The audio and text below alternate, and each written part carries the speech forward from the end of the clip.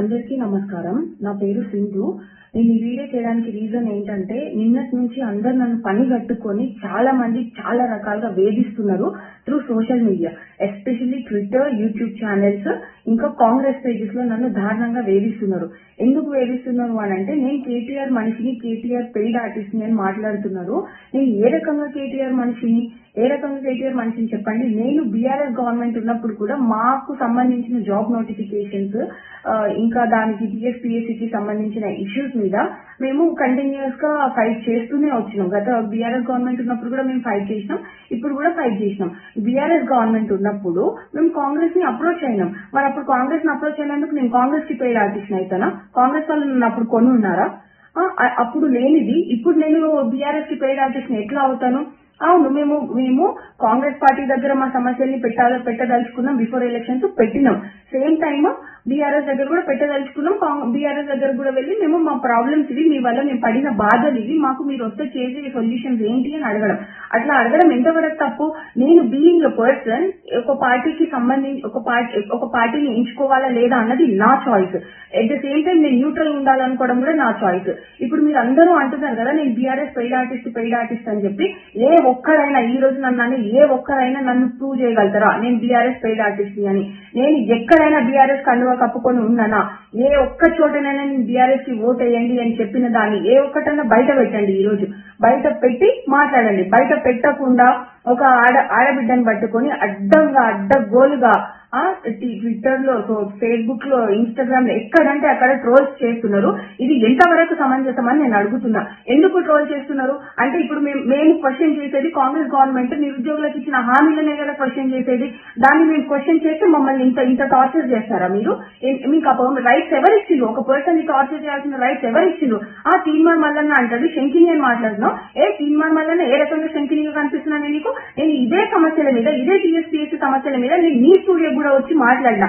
ఆ రోజు నేను శంకిని లాగా కనిపించలేదా నీకు? ఆ రోజేమో నేను దేవత లాగా కనిపిస్తున్నా, ఈ రోజు శంకిని లాగా కనిపిస్తున్నా. అయినా కాంగ్రెస్ గవర్నమెంట్ కి నిరుద్యోగులందరూ ఈ రోజు ఎందుకు అంత చేరువ కనిపిస్తున్నారు?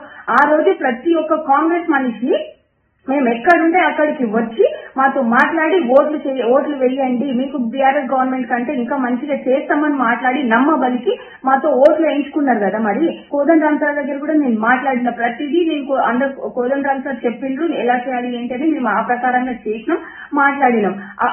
అప్పుడు ఎందుకు నేను కాంగ్రెస్ మనిషిని అవ్వలేదు? అప్పుడు ఎందుకు నన్ను కాంగ్రెస్ పెయిడ్ ఆర్టిస్ట్ అని అనలేదు? ఈ రోజు ఎందుకు నన్ను బీఆర్ఎస్ పెయిడ్ ఆర్టిస్ట్ అంటున్నారు? అవును, బీఆర్ఎస్ రూలింగ్ లో ఉన్నప్పుడు కాంగ్రెస్ అపోజిషన్ దగ్గరికి మేము వెళ్ళినాము. ఇప్పుడు కాంగ్రెస్ రూలింగ్ లో ఉన్నప్పుడు బీఆర్ఎస్ అపోజిషన్ దగ్గరికి వెళ్ళడం తప్ప? ఎట్లా తప్పు అవుతుంది? ఏ రకంగా తప్పు అవుతుందండి అది? అది మాకు ఎందుకు ఇచ్చారు? మాకు ఆ చాయిస్ ఎందుకు ఇచ్చారు? అపోజిషన్ దగ్గరికి వెళ్ళి చాయిస్ ఎందుకు ఇచ్చారు? మేము మిమ్మల్ని అడిగినామా? మిమ్మల్ని మా హామీలు ఎవరు ఇచ్చారు? కాంగ్రెస్ గవర్నమెంట్ ఏదైనా హామీలు ఇచ్చింది. మరి ఆ హామీలు తీరిస్తే మేము వెళ్ళాం కదా బీఆర్ఎస్ దగ్గరికి, అపోజిషన్ దగ్గరికి మేము వెళ్ళాం కదా. ఈరోజు తీర్మానం వల్ల నువ్వు మాట్లాడుతున్నావు, నువ్వు గెలిచినావు, ఒక ఎమ్మెల్సీగా గెలిచినావు, నీకు ఎవరు ఓట్లేస్తే గెలిచినావు? చదువుకున్న గ్రాడ్యుయేట్ చేస్తేనే కదా నువ్వు గెలిచింది. అట్లాంటిది నువ్వు ఈ రోజు ఒక గ్రాడ్యుయేట్ ని పట్టుకొని శంకిని అని మాట్లాడడం ఎంతవరకు కరెక్ట్? నువ్వు ఏ రకంగా అంటున్నావు? నన్ను ప్రూవ్ చేయి. దమ్ముంటే నువ్వు ప్రూవ్ చేయి. పవర్ నీ దగ్గర ఉంది. కాంగ్రెస్ గవర్నమెంట్ రూలింగ్ లో ఉంది, పవర్ ఉంది, ప్రూవ్ చేయండి. నేను ఏ బీఆర్ఎస్ నాయకుడి దగ్గర పైసలు తీసుకున్నా అనేది మీరు ప్రూవ్ చేయండి. బరాబర్ నేను దేనికైనా సిద్ధంగా ఉంటా. ఈ రోజు ఏమి తెలియకుండా ఇష్టంగా ఒక ఆడబిడ్డను పట్టుకొని ట్రోల్ చేస్తే ఇంకోసారి కాంగ్రెస్ గవర్నమెంట్ ని క్వశ్చన్ చేయడం మీరు అనుకుంటున్నారా? ఇట్లా ఎంతకాలం భయపెట్టి అణచివేస్తారు నిరుద్యోగుల్ని? సరే, నేను ఒక్కదాన్నంటే వచ్చి నా కాంగ్రెస్ మీద కోపం ఉంది, నేనేదో చేస్తున్నా అనుకోవచ్చు. మరి నిన్న వచ్చిన వేల మంది నిరుద్యోగులు ఎవరిని చూసి వచ్చారు? ఎవరు రెచ్చగొడుతూ వచ్చారు? రెచ్చగొడితే 1000 మంది వస్తారు, 2000 మంది వస్తారు, అంతే తప్ప ఇంకా ఎక్కువ రారు కదా. కానీ నిన్న ఎంతమంది వచ్చిరు మీకు కనిపించట్లేదా? మీకు ఇంటెలిజెన్స్ రిపోర్ట్ లేదా? వాళ్ళందరూ ఎందుకు వచ్చిరు? వాళ్ళ కడుపు మండే కదా వచ్చింది. ఒకరు రెచ్చగొడితే రెచ్చిపోయి రావడానికి వాళ్ళు ఏమి ఇది కాదు కదా. వాళ్ళందరూ ఎడ్యుకేటెడ్, వాళ్ళకి తెలుసు ఎవరు రెచ్చగొడుతున్నారు, ఎవరు రెచ్చగొట్టట్లేదని వాళ్ళకి తెలుసు కదా. సరే, కొంతమంది అంటే ఫాలోవర్స్ ఉంటారేమో, మరి మిగిలిన వాళ్ళందరి గురించి ఏం చెప్తాం? వాళ్ళకి సమాధానం చెప్పండి. ఎందుకు సమాధానం చెప్పట్లే? ఏమన్నా అంటే కొంచెం ముందుకు వచ్చి క్వశ్చన్ చేస్తే కాంగ్రెస్ వాళ్ళు చేసేది మెంటల్ గా, మానసికంగా ఎంత టార్చర్ చేయాలో అంత టార్చర్ చేస్తున్నారు. నేను చెప్తున్నా, మీరు ఏ రకంగా ఎంత టార్చర్ చేసినా కానీ నేను తగ్గేది లేదు. ఎందుకు తగ్గాలండి? నేనేం తప్పు చేసా? మేము మా శాంతియుత నిరసన తెలుపుకోవడం ఇట్స్ ఫండమెంటల్ రైట్. మీ గవర్నమెంట్ ఎందుకు వాళ్ళకి ఇచ్చి మా ఫండమెంటల్ రైట్ ని అంతమంది పోలీసులను పెట్టి ఎక్కడక్కడ ఎందుకు అరెస్ట్ అరెస్ట్ చేపించింది. అంటే నిరుద్యోగులకు భయపడే కదా అరెస్ట్ చేపించింది. అంత భయం ఉన్న వాళ్ళు, మీరు అంత భయం ఉన్నప్పుడు మరి అంత ఛాన్స్ ఇవ్వద్దు నిరుద్యోగులకి. ఎందుకు ఇస్తున్నారు మీరు ఛాన్స్? రోడ్ల మీదకి రావాలని ఎందుకు ఇస్తున్నారు? ఈ రోజు మాట్లాడుతున్నారు నేను బీఆర్ఎస్ దగ్గర పోయినా చేసినా అని. నేను ఏ ఒక్క కాంగ్రెస్ నాయకుడిని కలవలేదా? చూడలేదా? నేను ఏ ఒక్క కాంగ్రెస్ నాయకుడు చూపియాలా? ఏ కాంగ్రెస్ నాయకులు నేను కలిసినానో? అంతేనికి ఈ రోజు రియాజ్ అనేటోడు మాట్లాడతాడు, స్టేటస్లు పెడతాడు నా గురించి. ఆ రియాజ్ అనే వ్యక్తి దగ్గర ఎన్నిసార్లు నాకు ఫోన్ చేసి నేను రమ్మంటే ఆయన ఇన్స్టిట్యూట్ దగ్గరికి వెళ్ళినా, ఇది ఎట్లా చేద్దామమ్మా, నెక్స్ట్ అట్లా చేద్దామమ్మా, మీరు కాంగ్రెస్ కి ఓట్లు వేయండమ్మా అని ఎన్నిసార్లు ఫోన్ చేసి పిలిపించింది రియాజ్. అదెవరు మాట్లాడరా? ఇప్పుడు అదేం అవసరం లేదా మీకు? అంటే ఇప్పుడు మీకు అగెన్స్ట్ గా పోతున్నామన్న ఉద్దేశంతో మా మీద ఏదో బురద జల్లితే, బట్టగాల్చి మీదేస్తే మేము కామ్గా ఉంటామని మీరు అనుకుంటున్నారా? ఎంతవరకు కరెక్ట్? అదే మేము కూడా బట్టగాల్చి మీద ఉంటే చాలా మంది మీద వేస్తామండి. మేము అట్లా పోవాలని అనుకోవట్లేదు.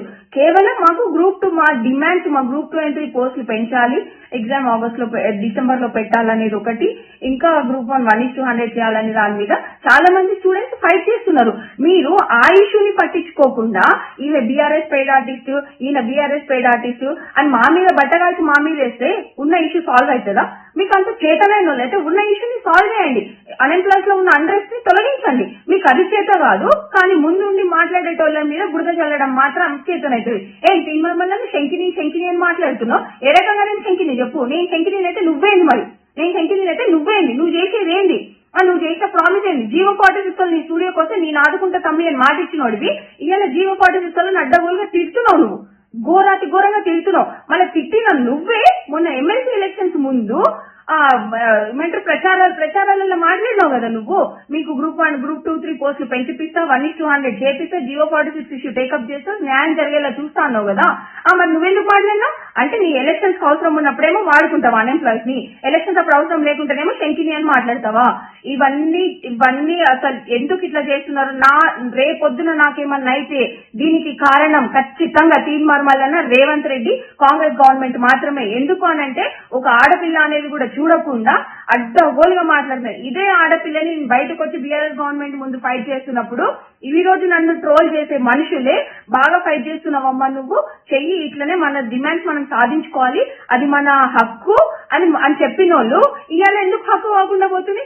ఆ రోజు మన డిమాండ్స్ మనం సాధించుకోవాలనుకోవడం హక్కు అయితే ఈ రోజు కూడా హక్కే కదా. కేవలం గవర్నమెంట్ రూలింగ్ పార్టీస్ మారినాయి అంతే. గవర్నమెంట్ లో మొన్న బీఆర్ఎస్ ఉంది, ఇవాళ కాంగ్రెస్ ఉంది అంతే తప్ప దానికి మేము హక్కులు సాధించుకోవాల్సిన కెపాసిటీ మాకు ఉంటది. డెఫినెట్ గా మేము హక్కులు సాధించుకుంటాం. పార్టీ మారినంత మాత్రం రూల్స్ మారుతాయా? గవర్నెన్స్ రూల్స్ మారుతాయా? మారవు కదా. మరి అంత ఉన్నది మీరు ఎందుకు చర్చలకు రావట్లేదు నిరుద్యోగులతోటి? ఎంతసేపు కోవట్లను పెట్టుకొని వాళ్ళు చెప్పిందే వింటారు కానీ మరి నిరుద్యోగులతో ఎందుకు డైరెక్ట్ గా మాట్లాడట్లేదు? సరే బీఆర్ఎస్ గవర్నమెంట్ వాళ్ళు ఎవరికి యాక్సెస్ ఇవ్వట్లేదు, ఎవరు మాట్లాడట్లేదు, ఎవరిని దగ్గర తీసి మాట్లాడట్లేదు మాట్లాడుతున్నారు కదా. మరి మీరెందుకు ఇవాళ పిలిచి మాట్లాడట్లేదు? మీరెందుకు అన్ఎంప్లాయ్స్ ని పిలిచి మాట్లాడట్లేదు? మాతో ఎందుకు చర్చలు జరపట్లేదు?